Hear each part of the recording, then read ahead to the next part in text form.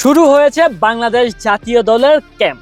আগামী 13 নভেম্বর নেপালের বিপক্ষে এবং 18 নভেম্বর ভারতের বিপক্ষে ম্যাচকে সামনে রেখে বাংলাদেশ জাতীয় দলের খেলোয়াড়রা একে একে জাতীয় দলের ক্যাম্পের মধ্যে যোগ দিতেছে। কিন্তু মজার বিষয় কি জানেন, বাফুফে থেকে এখন পর্যন্ত কোনো স্কোয়াড ঘোষণা করা হয় নাই। মানে যে যেভাবে পারতেছে সেইভাবে তারা জাতীয় দলের ক্যাম্পে যোগ দিতেছে। এখানে আপনি চাইলে আপনি যোগ দিতে পারেন, কোনো সমস্যা নাই, যেহেতু তারা কোনো স্কোয়াড ঘোষণা করে নাই। তাহলে আপনারাও যোগ দেন গিয়ে। আমি যেহেতু দেশে নাই বা আমি যাইতে পারতেছি না, দেশে থাকলে আমি গিয়ে জাতীয় দলের স্কোয়াডের মধ্যে যোগ দিতাম।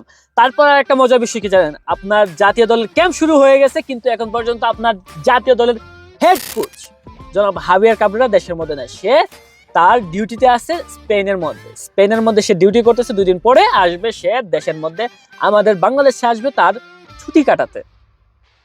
মানে বাংলাদেশে সে কাজ করে না, বাংলাদেশে সে ছুটি কাটাইতে আসে।